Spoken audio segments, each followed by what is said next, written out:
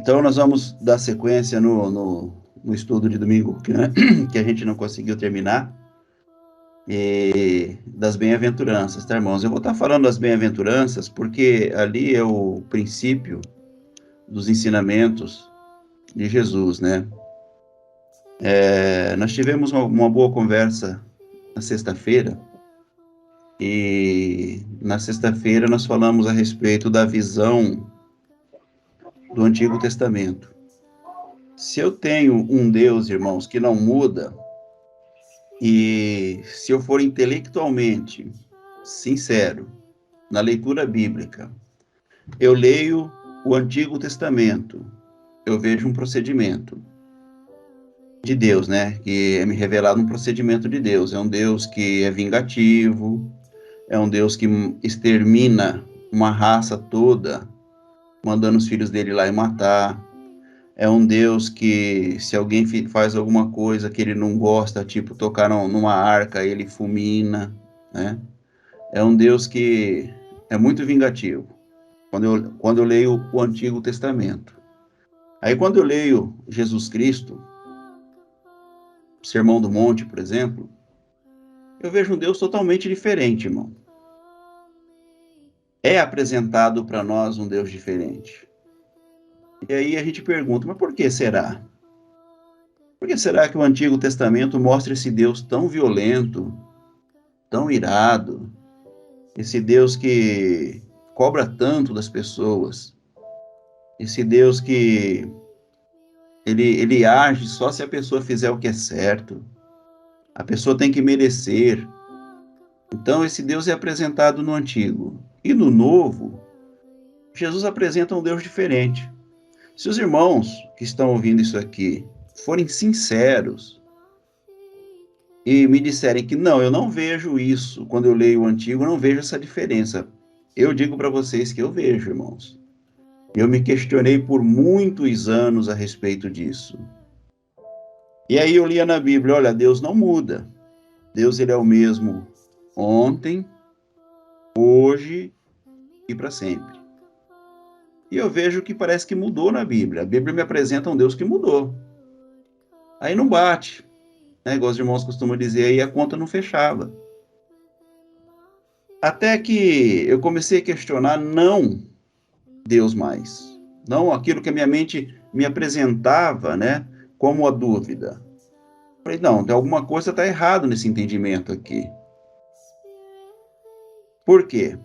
Porque quando eu tenho o Novo Testamento, irmãos, os irmãos sabem que o Antigo foi escrito pelos hebreus para os hebreus.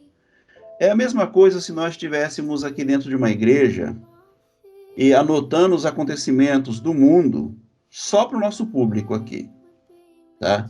E eu quisesse dizer para vocês, assim, era minha intenção dizer para vocês que vocês são obrigados a dar o dízimo. Só estou colocando aqui para os irmãos entenderem o que aconteceu na história, tá, irmãos? Não, eu preciso do dízimo dos irmãos, eu preciso desse dinheiro, né? Eu vou me favorecer muito com esse dinheiro dos irmãos. Cada um trouxer para mim 10% do que eles ganham, eu não preciso nem trabalhar, eu posso passar o dia inteiro com a minha família, posso ter um carro bom, com gasolina paga por eles, com aluguel pago por eles, uma casa comprada por eles. Eu posso dormir até 1 hora da tarde, até 2 horas, levantar, ter um bom almoço, enquanto eles já levantaram lá 5, 6 horas da manhã, e estão ralando o dia inteiro, mas no final do mês, ali para o dia 10, quando eles receberem o pagamento deles, eles trazem para mim 10% daquilo que eles ganharem. Então, para que isso fique firmado, eu começo a pregar assim, olha, se você não der o dízimo, você vai ser amaldiçoado. Eu estou falando de mim para o meu público, tá? Aquelas pessoas que me acompanham. É dos hebreus para os hebreus. E então, vem o irmão e fala assim, ó, vou pegar aqui aleatoriamente, tá? A irmã Elma, por exemplo, ela chega e fala assim, mas irmão Arlindo, eu não concordo com esse negócio de dar o dízimo e o senhor ficar dormindo aí o dia inteiro, sem trabalhar, sem fazer nada, sem nenhuma responsabilidade.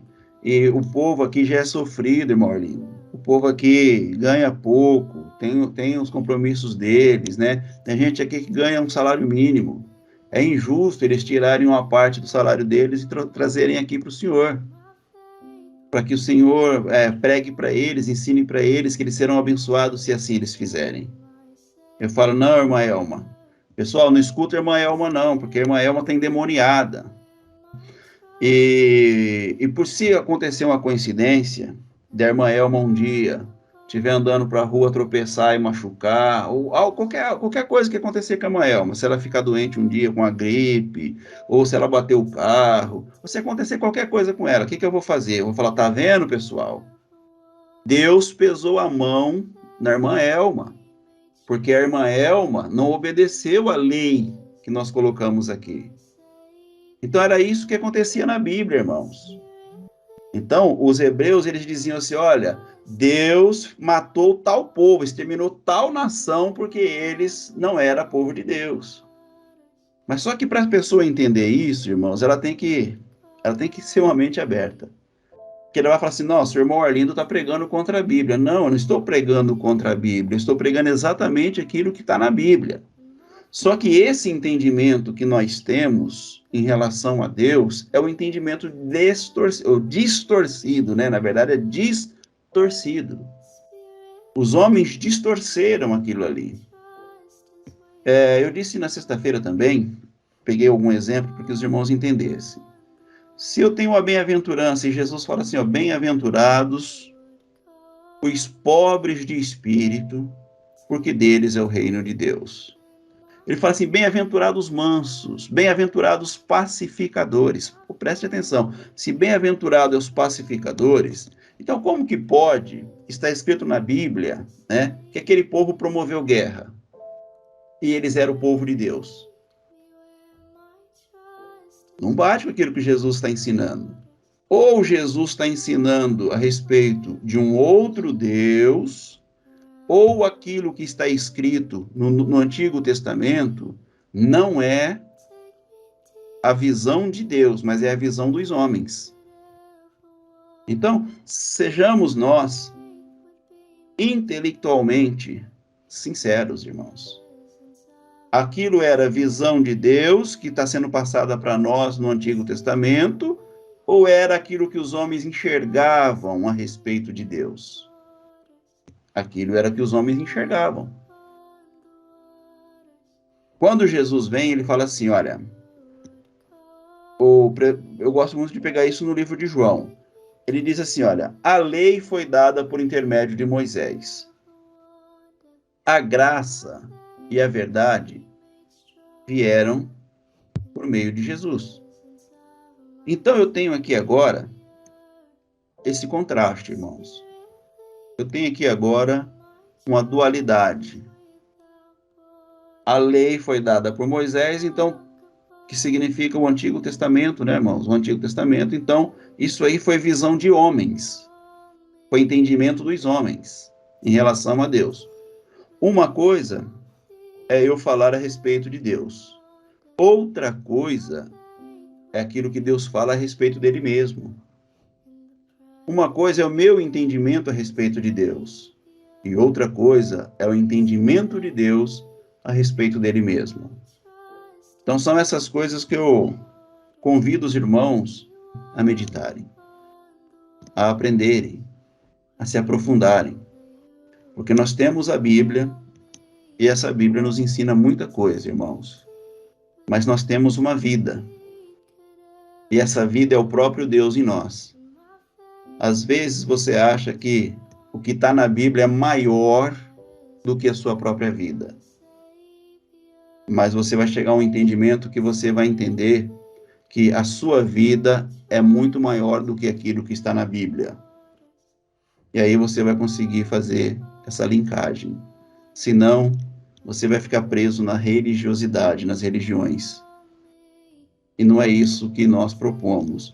O evangelho orgânico que nós anunciamos não é um evangelho diferente daquilo que está na Bíblia, mas é a compreensão dentro do cosmos de Deus em relação àquilo que é o falar dos homens, aquilo que é da mente dos homens, do entendimento dos homens e o falar de Deus, daquilo que procede da mente de Cristo, aquilo que procede da boca de Deus. Tanto é que nós lemos, né, que o homem faz planos, né? É do homem ficar fazendo planos. Mas a palavra final, ela vem da boca de Deus. Porque essa é a realidade. Esse é o entendimento. Essa é a compreensão. Então, irmãos, é nesse sentido que eu tenho trazido para vocês esse evangelho. Take me deeper than my feet could ever wander, and my faith would be made stronger in the presence of my Savior.